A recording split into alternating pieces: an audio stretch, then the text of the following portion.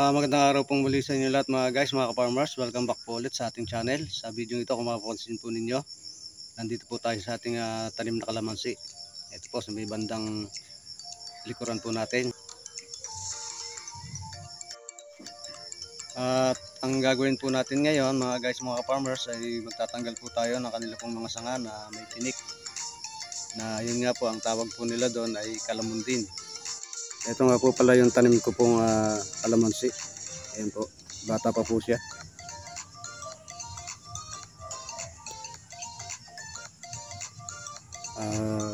Kasalukuyan po nating tinatanggalan siya ng sanga na may tinik.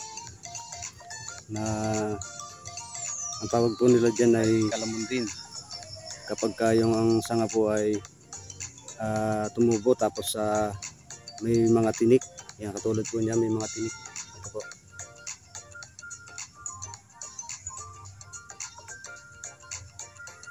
Kasi ito nga po yung puno ng ating kalamansi na kailangan wala po siyang tinik ang kanyang pong mga sanga.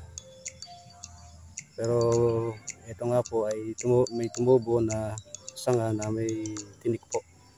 Yan. Kailangan po pala nating tanggalin yan, yung sanga na may tinik. Kasi yan nga raw po ay hindi bumubunga. At yan daw po ay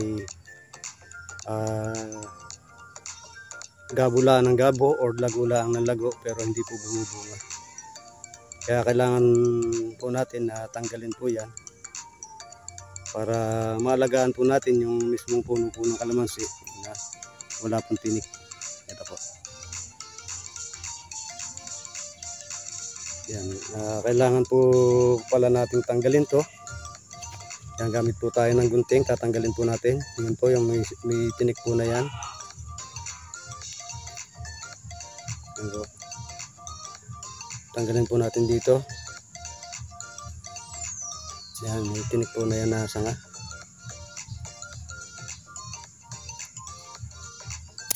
Yan. At mayroon pa rin pong iba na tumutubo na may tinik pa rin. Yan, katulad po nito. Sumunod po na sanga po na ito. Yan, may tinik din po yan. Mapapansin po ninyo, yan, may tinik din po.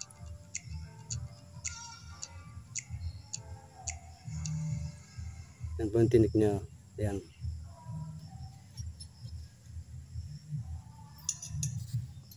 Yan po. Kailangan din po natin siyang tanggalin. Yan po. Yan po.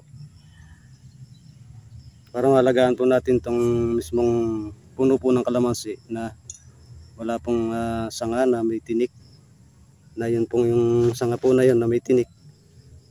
Ayun nga po ang tawag nga po doon ay kalamandirin. Na hindi naman po siya bumubunga. Sila ang po ay lago ng lago o gabo ng gabo.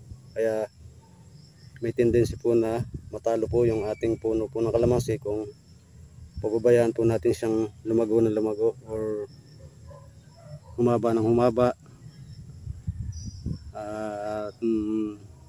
Kailangan bata pa lang po ay matanggal na po sila or kapag napansin po natin na may sanga na may tinik ay kailangan na po nating natanggal para hindi po matalo yung puno po ng ating kalamansi.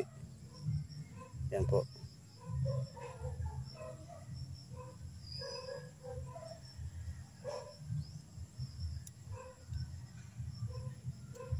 Mga guys, yun pong sanga natin, tinanggal po natin. Ito nga po, may mga tinik nga po siya. Yan po, ang haba po ng tinik niya.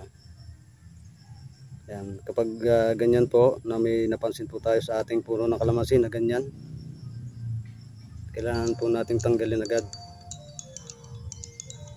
Para hindi rin po siya makaagaw ng sustansya or nutrition ng ating pong kalamansi. Dahil sa ito po ay mabilis na lumalago ang ganito kong sanga. Dahil ito po ay hindi nga po bumubong. Ang focus lang po nito ay lago ng lago. Itong ganito pong mga sanga ng ating pong puno po ng kalamansi. Yan po. Ang haba po ng kanyang mga tinik.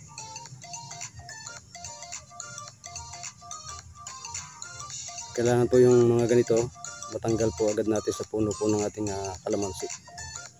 Yan po. Yan. Ito pa po yung isa. May tinik din po yan. Yan po yung tinik niya.